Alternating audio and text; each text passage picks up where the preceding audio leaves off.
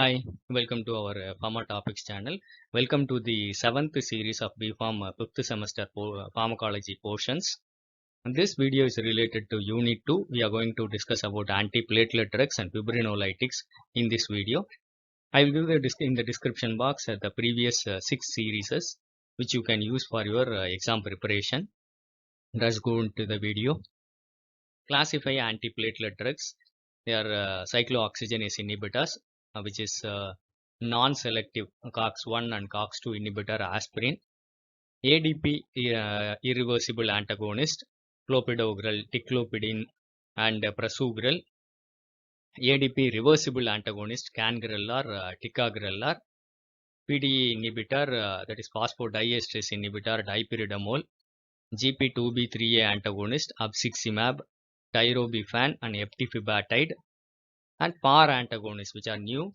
They are Voraxapar and Atopaxar. So these are the antiplatelet drugs. The first is a short note on aspirin. It is an irreversible inhibitor of cyclooxygenase, decreasing the synthesis of thromboxane and prostaglandin I2 in the platelets. Kinetics: low dose aspirin is effective antiplatelet drug which is long-acting. Therapeutic uses: it is used in acute myocardial infarction or acute ischemic stroke, secondary prevention in patients with stroke, CAD, that is coronary artery disease or peripheral artery disease, and during coronary stenting. Adverse effects: aspirin may cause bleeding, especially in the gastrointestinal tract. Next is clopidogrel. It is the adenosine diphosphate antagonist which inhibits platelet aggregation. It is a prodrug which requires metabolic activation in the liver by CYP2C19. The active metabolite actually binds irreversibly with the ADP binding sites, that is P2Y12 on the platelets, and thus it reduces the platelet aggregatory effect of adenosine diphosphate.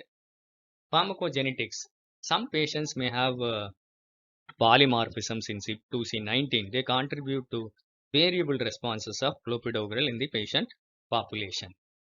It is used in acute coronary syndrome, secondary prevention in patients with myocardial infarction, stroke, or peripheral artery disease. Adverse effects: bleeding.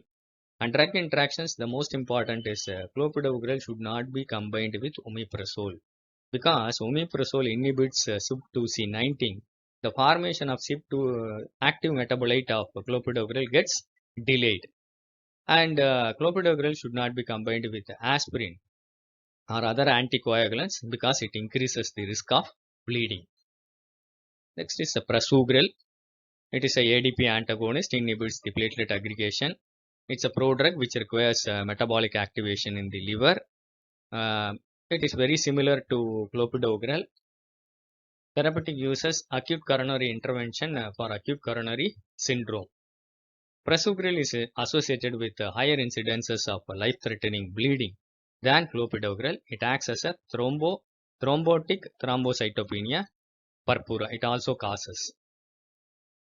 Contraindications: it should not be given in cerebrovascular disease or stroke. Prasugrel, when combined with aspirin or anticoagulants, increases the risk of bleeding. Next is abciximab. It's a GP2B3A antagonist. These are receptors which are found on the platelets. When these receptors are active, it is an adhesive receptor where fibrinogen, von Willebrand factor, collagen, thrombin, thromboxane, and adenosine diphosphate, all they come and bind to it and induce the platelet aggregation. So when these receptors are blocked, it blocks the platelet aggregation.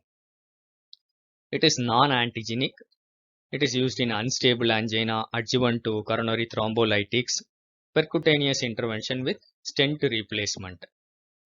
Then adverse effects: hemorrhage. Then ticagrelor.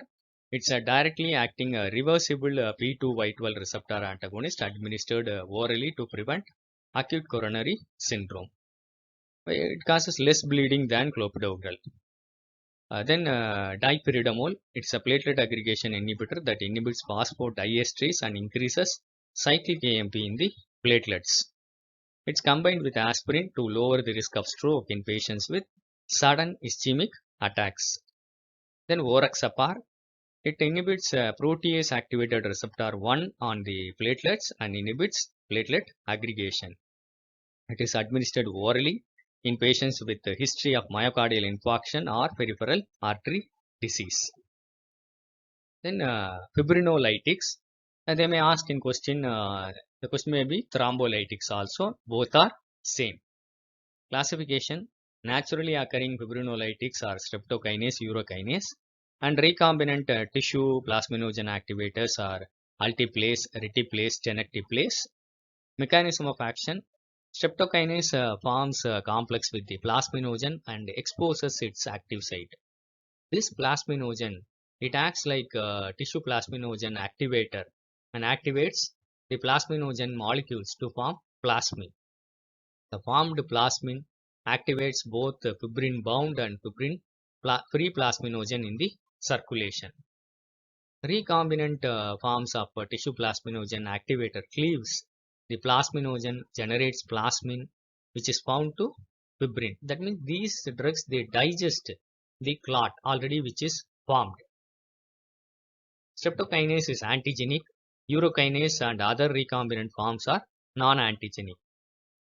These drugs are administered by intravenous infusion and rapidly cleared by the liver and inactivated by plasminogen activator inhibitor, that is PAI1. Reteplase and tenecteplase are bolus fibrinolytics because they are no need to give us continuous infusion. They may be given as a bolus injection since they are long acting. Let us see the therapeutic uses of fibrinolytics, that is acute myocardial infarction, ST elevation of a myocardial infarction.